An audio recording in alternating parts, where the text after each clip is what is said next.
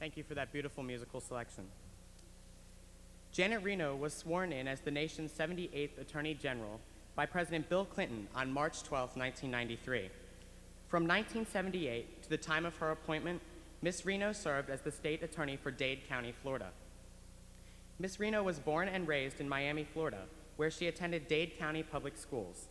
She received an undergraduate degree in chemistry from Cornell University in 1960 and a Bachelor of Law degree from Harvard Law School in 1963. Ms. Reno has been a partner in the law firm of Steele, Hector, and Davis, and has also served as director for the Florida House of Representatives Judiciary Committee. We at Eleanor Roosevelt have seen her concern and compassion for young people. She has been with us twice this year, once to stand together against youth violence and drug abuse, and she also supported our community when Gary White was murdered. Please join me in welcoming the Honorable Ms. Janet Reno.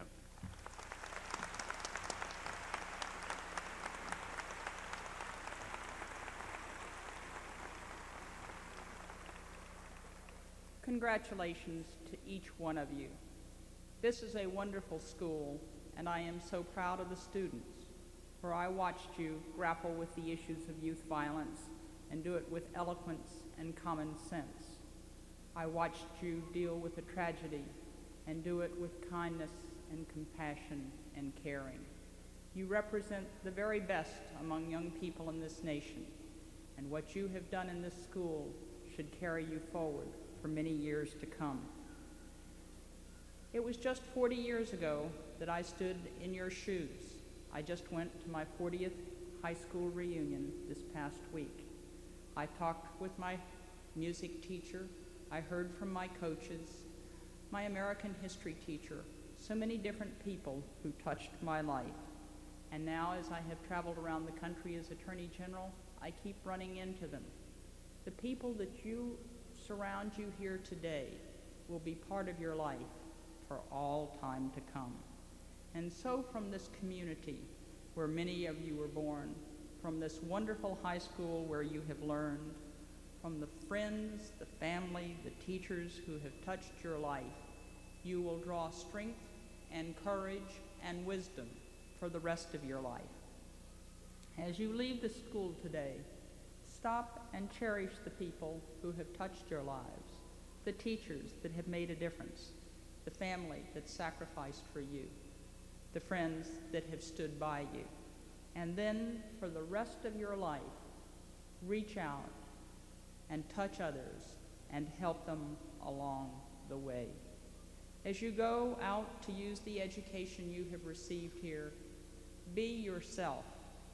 Don't become known for how much money you make or for what kind of house you live in, but become known for yourself, who you are, what you stand for, and how you help others.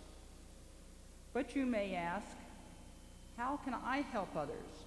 The problems in this country seem so huge. This nation seems so big, so overwhelming. How can I make a difference?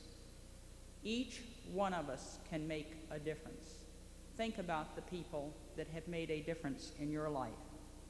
And I see it across this country. I see a new spirit that was evidenced in this school this past year as I visited on 2 occasions. A new spirit across all America of people caring, a can-do spirit, a spirit of giving, a spirit that builds community. I don't mean for a moment that you should be naive, but we were founded by idealists with tough minds and tender hearts, and they formed a government designed to check the forces in human nature, just as they risked their lives to found a nation that provides more freedom and opportunity than any nation in the history of the world. They took the hard way, and they made a difference. So be determined, be prepared, and do not give up. And I will share with you one of the greatest lessons I learned along the way to the point that I'm at now. When I was about 10 years old, we lived in a little wooden house. There were 4 children in the family, a year apart, and we were quickly outgrowing the house. My father did not have enough money to hire someone to build a bigger house. One afternoon, my mother announced she was going to build a house. And we said, "What do you know about building a house?" and she says, I'm going to learn. She went to the brick mason, the plumber, the electrician, and she talked to them about how to build a house. She came home, and with her own hands, with a pick and shovel, she dug the foundation, she put in the wiring, she put in the plumbing, and my father helped her with the heavy stuff when he came home from work at night. She and I lived in that house until I came to Washington and until she died just before I came to Washington. And every time I came down the driveway with a difficult problem to solve, with a goal that I wanted to attain and did not quite know how I would do it, with a challenge that I did not know how to deal with, I saw that house standing there among the woods, and it was a symbol to me that you can do anything you really want to if it's the right thing to do and if you put your mind to it. But that house taught me a more important lesson in August of 1992 when Hurricane Andrew hit our area head on. At about 3 o'clock in the morning, the winds began to howl with an unearthly noise that I have never heard before. My mother got up, sat down in her chair, folded her hands, and was totally unafraid. For she knew how she had built that house. She had put in good materials. She had not cut corners. She had done it the right way. You've had a chance to build a firm foundation here at Roosevelt High.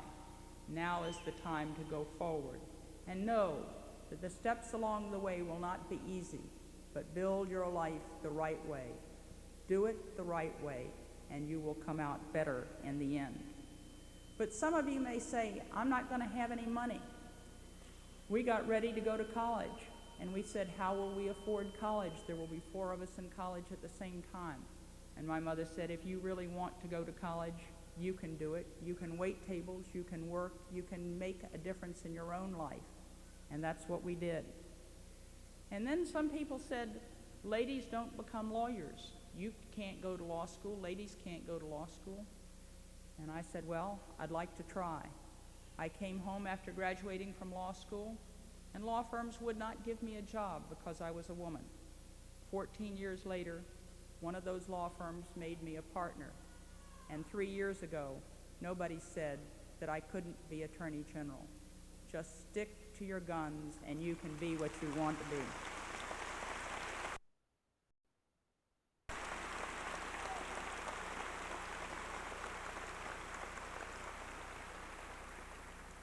Do and say what you believe to be right. Don't pussyfoot. Don't talk out of both sides of your mouth to be popular. Stand up for what you believe in and be consistent. And if people try to shout you down and you know you're right, stand there and be brave and continue to state and act upon what you believe to be right. You'll wake up the next morning feeling good about yourself, even if you sometimes lose, because I lost an election once. But I woke up the next morning and found that somebody had put a biography of Abraham Lincoln on my bedside table, and it helps to know that Lincoln lost his first election. When you lose, pick yourself up and move ahead, and you can still succeed.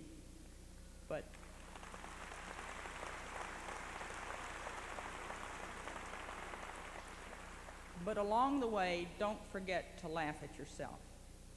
And if you don't laugh at yourself, find a brother that, like I had, who will tease you and make sure that you don't take yourself too seriously, even if you are the Attorney General. And then whether you are the Attorney General, or whether you're the plumber, or whether you're a wonderful mother, reach out and help other people that surround you in your life. I have loved public service. There is no money in the world that would ever be the substitute for the opportunities that I have had in public service as a lawyer, as a prosecutor, as the Attorney General.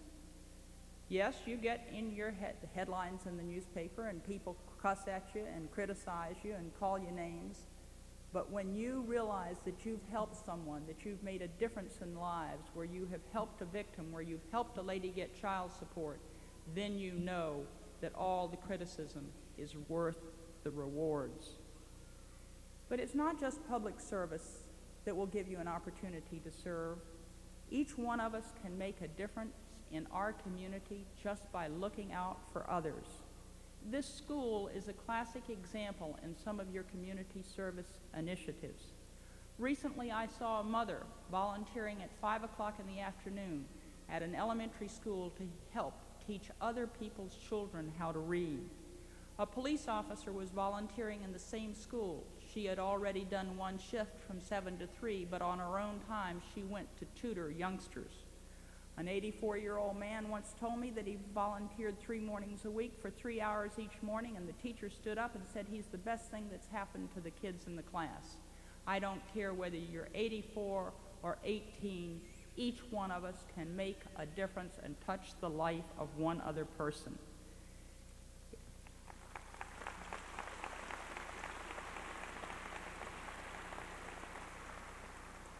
Build community. Become involved in your community in terms of working with police and the schools to reweave the fabric of community around kids who are at risk and who are lost. Become involved. Speak out against hatred and bigotry when you hear it. Haters are cowards. If you stand up to them, they back down.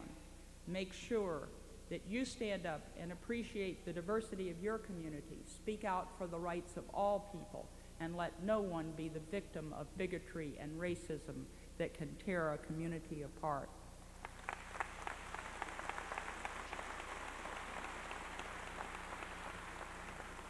But you say, I want to be a businessman. I do want to make money. The best way you can make money in business is by putting people and your customers first, and therein you can help people. You can make the best widget, you can build the best automobile, you can be the best air conditioner contractor, but if you do it the right way, you are helping other people to make a difference. Many of you are in science and are probably going to be great scientists. Do not let the technology that has emerged in this century rule you. Make sure that you rule the technology and that you see that it is used to help others. People are intimidated by the internet, by cyberspace. They don't know what to make of it. You in the areas of science can make sure that these new technologies are used to bring us together, to improve our lives, rather than to hurt us and tear us apart. But through it all, remember your most precious possession. I remember my afternoons after school and in the evening in the summertime. As my mother was building the house, she also had time to teach us to play baseball, to bake cakes, to appreciate music, to love poetry. She punished us, and she loved us with all her heart. And there is no child care in the world that will ever be the substitute for what that lady was in our life. I watch young parents now struggle to get their children off to school, to get to work. Everybody gets home, homework is done, and people don't have quality time with their family. As you go out into this world, make sure that you put your family first, that you spend time with your children because they will be grown before you know it. Appreciate them, reach out, touch them, for you can truly, truly make a difference. Raising children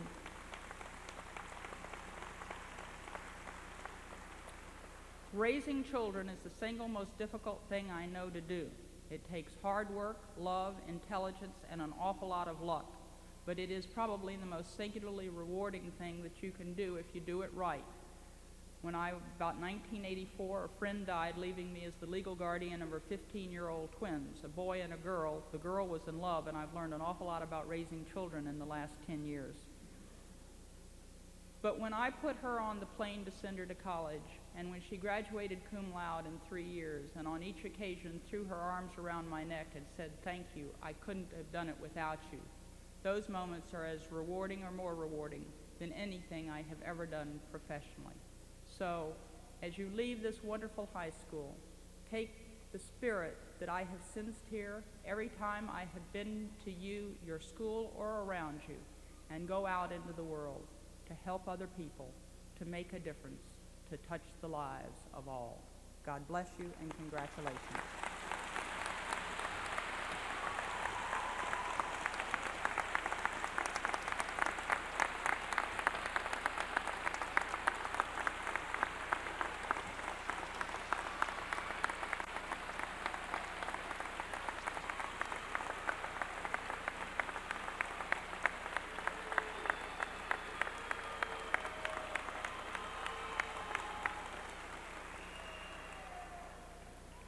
Thank you, Ms.